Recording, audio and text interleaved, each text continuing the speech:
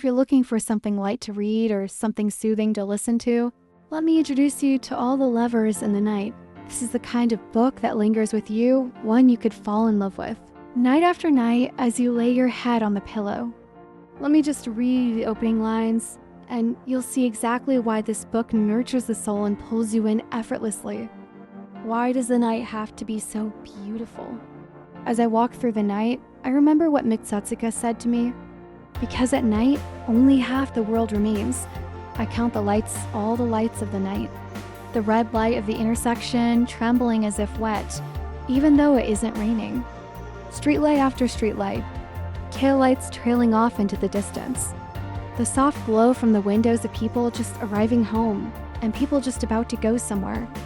Why is the night so beautiful? Why does it shine the way it does?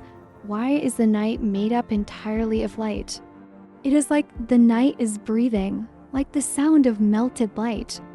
The light at night is special because the overwhelming light of day has left us, and the remaining half draws on everything it has to keep the world around us bright.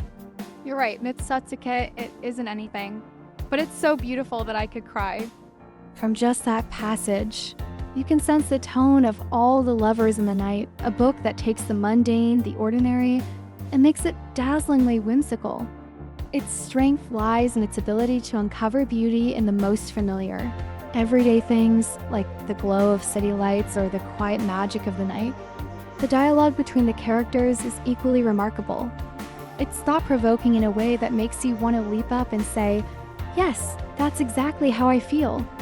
It captures emotions, small but profound moments, and transforms them into something lyrical and unforgettable. This story is magical, but not because it's fantastical, it's magical because it finds the extraordinary in the ordinary world we live in. It also delves into the complexities of loneliness, showing how being alone and being lonely aren't always the same thing. It explores themes like dependency, anxiety, and even the quiet struggles of being stuck in your own mind. It's sharp, it's beautiful, and yes, it can be frustrating at times, but that's what makes it so real. All the Lovers in the Night is a rare gem of a book, and I hope you'll see that magic too. Let's pause for a moment and reflect. What does it mean to truly depend on someone? The way All the Lovers in the Night approaches this question is both subtle and profound. It explores the thin line between being alone and being lonely, the quiet pull of wanting connection without losing yourself in the process. Well, you're sitting at your desk, not moving all day long, looking for mistakes. So if you're the kind of person who wants to get up and move around, it might be a lot. A good fit for someone who can put up with all the sitting. Also, you're pretty much always working on your own.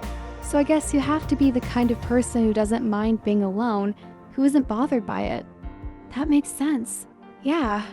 And it's been working out for you? I never really liked reading. Or more like, I never read much, really. I didn't really have those emotions. Well, maybe not emotions, maybe sensitivity. Whatever it is, I didn't have much of it, which made it easy to get used to, I said. I took a sip of coffee. It was a little cooler now. In a way, I said, maybe it was a good fit for me. As soon as I finish a book, I forget the story and whatever facts were in it. I forget it, all of it. I took a sip of coffee. It was a little cooler now. In a way, I said, maybe it was a good fit for me. As soon as I finish a book, I forget the story and whatever facts were in it. I forget it, all of it. Sometimes all I can remember is the title. After a couple of years, it's pretty much gone. When I read, it's like I'm not actually reading. And when I'm done reading, I never feel like I can say I've actually read the thing. It's always the same. By the time I start on the next manuscript, my mind's blank and I can start fresh, looking for mistakes. That's why no matter how long I do this, I'll never be a walking encyclopedia. Nothing sticks. After saying all that in one breath, I thought that I might still be a little drunk after all. Looking down at my hand gripping the handkerchief, I saw that my fingertips were trembling. For a minute or so, we drank our coffee, neither of us breaking the silence. Outside the window, the layers of twilight spread across the sky were being steadily eroded by the night, from which emerged the bright faces of the students, chatting as they walked. About bicycles speeding up now and then to pass them, bells ringing when their paths crossed. With my lips pressed to my cup, I gazed into the thickness of the night, an inky substance that filled the space between that which moved and that which did not. "Do you like reading?" I asked. I almost never read anymore, but there was a time when I liked reading books. Mostly novels, for the most part. They did nothing for my studies, but I loved reading novels in my student days. I feel like I read nothing but the old ones. I know I read a lot of them too, but now I can't recall what any of them were about. Maybe all of us forget, not just the proofreaders. Mitsutsuka smiled. Whenever he smiled, two big wrinkles pushed the other ones aside, making his gentle face look even more relaxed, and I couldn't help but smile too. Lines formed across his forehead, which he rubbed with the flat of his palm until his coffee reclaimed his attention, and he took another gulp. I glanced down at the pens in the front pocket of his shirt, then pressed my lips together, looked down and took a sip of water. Sometimes, when I get home and see my husband there, zoned out in front of the TV, I wonder if maybe he's feeling the same as me, like it's all a mess and everything sucks. But the thought of that makes me start to cry. I don't want him to hurt. I just want him to feel okay. I don't want him to feel the way I'm feeling, you know? For a while, we just sat there staring out the window. Noriko broke the silence. "I can't believe I told you all that. I haven't even seen you in years. We probably should have talked about something more fun. Like, I don't know, the stuff we used to talk about." She stretched and shook her head lightly. "Sorry, it's fine, honestly," I said. "This is important. I appreciate it. Anyway, I'm sure that this sounds really bad, but I love having kids. They're the best. I feel like they're all that keeps me going." "Seriously?" "Yeah," I said. "I don't know what it is. It's like you're not even there anymore, like your life just vanishes. It's all about the kids. Nothing else matters, I swear. There's so much you can learn from them, too." Noriko beamed. "Are you ever going to have kids?" "Kids? You should think about it." "You should definitely have kids," Noriko said, trying to sound persuasive. "It's not something you're thinking about?" "No." "Oh, that's too bad," she said, almost talking to herself as she finished off the last of her coffee. "You'd be an amazing mom." I continued staring out the window. "I haven't told anyone else about our, situation," Noriko said a little later. "I haven't even mentioned it to Yoshi. Not a word to anyone, not to the other moms or my friends back home." "You're the first? Wow." "I wonder why it was so easy for me to tell you," Noriko said. "I guess because you're not one of the main characters in my life anymore." Noriko looked at me and grinned. "If you were, I don't think I could have said anything." For a moment, neither of us said a word. As we sat in silence, the clamor of the restaurant hit me all at once. Kids crying at tables all around us, someone with a phone pressed against their ear and laughing loudly, a group of college kids talking on and on with incredible energy, a waitress reading back an order in a shrill voice, the ceaseless ringing of the electronic bell that guests used to call the server. Hearing all the sounds filling the space around us, we decided it was time to leave. We got up with our bags, each paying our part of the bill at the register. As we were about to go down the stairs, Noriko said something that had evidently just occurred to her. "Hey, that guy died." I turned to look at Noriko. "I heard at the reunion. That guy." Noriko pressed her lips together, struggling to remember his name. What was his name? Ooh, what was it? Speechless, I stared at Noriko's frowning face. She returned her wallet to her bag and stood there, pressing her fingers over her eyelids, saying, "Come on, what's his name?" over and over. I could hear my pulse beating around my ears. "Got it!" Noriko yelled, looking me in the eye, visibly pleased. "Koga." His name was Koga. I never really talked to him, but you probably remember him, right? He died from lung cancer maybe 6 years ago. "Koga," I said under my breath, but I remember nothing, not the name and not a face to put it to. I let out all the air in my lungs. "Wow," I said. "Unbelievable, right?" Noriko said. "It doesn't matter how young you are."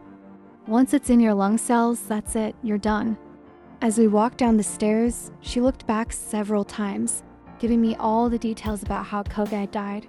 Koga from our old class. Koga who was nowhere in my memory. Noriko said that she had to meet her husband and their daughter here in Harajuku, then raised a hand to say goodbye. I told her to take care. When we said goodbye, I couldn't help but feel like there was something else that I should say to her, but all I could do was lift my hand up to my chest and give a little wave. As I watched Noriko get smaller, going off into the distance, I had a hard time believing that the person I was watching from behind was the same person I had spent all that time eating dinner with and talking to.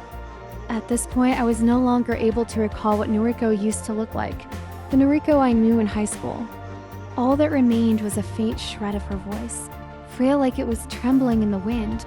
As we walked side by side, Noriko always to my right.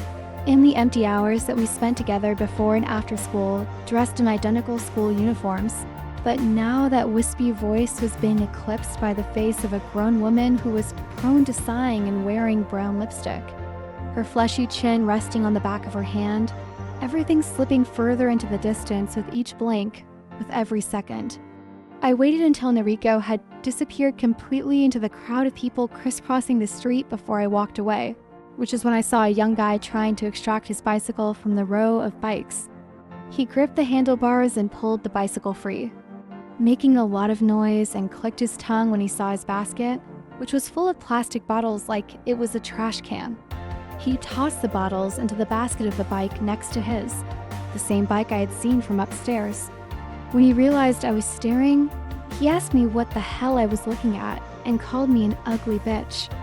In the final chapters, the story brings this theme to its most poignant conclusion. The idea of dependency isn't framed as weakness, but as something deeply human, as natural as the night's reliance on light to make itself known. These pages echo with a kind of quiet resilience, and I'd love to read you a passage that captures this perfectly.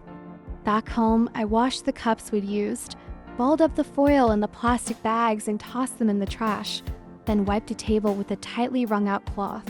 After that, I sat there in a blank state for some time, until something possessed me and I grabbed the CD player from the drawer.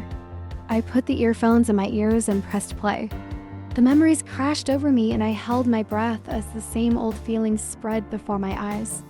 Squeezing my eyes shut against the onslaught of memories, I felt a pain pass through my chest over and over, and told myself that this would be the last time that I listened to the song. But the pain was already so far away. It was a pain that existed in memory, growing weaker by the day, a pain I was forgetting and would soon lose entirely. I closed my eyes and imagined myself grasping at the individual sounds with my fingertips, as if marking time and memory itself. Once I'd followed the dreamlike flashing trail to its conclusion and the last sound had gone away, I slowly opened my eyes. I was trying to make progress with the galley, but a sleepy feeling hit me out of nowhere, and I changed into my pajamas and went to bed. I closed my eyes and let myself drift off into the darkness. But as I felt myself falling asleep, something shot through the haze. I rolled over and pulled the covers up, but I could feel something staring at me. I turned on the lamp by my bed and sat there with my eyes open, doing nothing for a moment. What was bothering me? What was going on? I stared up at the ceiling, completely still. For a while, I just sat there in that position, but eventually I gave up and was about to turn the lights off when it hit me. I knew what was stuck in my head. A phrase. Reaching for my desk, I grabbed the new notebook and pencil that were sitting by the edge and flipped the cover, lying flat on my back. Studying the spine of the notebook with my palm, I took the pencil to the first blank page and wrote the words. All the lovers in the night. The phrase had appeared out of nowhere. Through the faint light of the room, I looked over the words, which came together in the strangest way. On the one hand, they felt new to me, like something I never heard or seen before, though I also felt like maybe I had read them somewhere, in the title of a movie or a song, which meant it had emerged from someplace inside of me. Hard to say. Seeing my handwriting under the light, I realized that this was the first time I'd written something without having a specific purpose. Not a comment in somebody else's manuscript or galley, but my own words on a blank sheet of paper. I had no clue what to do with these words, no idea what they were for or what they meant, but I stared at them and felt them reach my heart and linger there. When I was done, I closed the notebook and switched off the light to find a shallow darkness spreading behind my eyelids. Now that the light was gone, I closed my eyes softly, knowing it would only be a short time until the light came back in the morning. And that's the magic of All the Lovers in the Night. It's not just a book, it's an invitation to slow down, to pause and take in the moments we often let slip by. The soft glow of a streetlight, the quiet hum of a night walk, or the way someone's words linger in your mind long after they've been spoken. This is the kind of story that gently asks you to reconsider the beauty of your own everyday life. It's not loud or showy.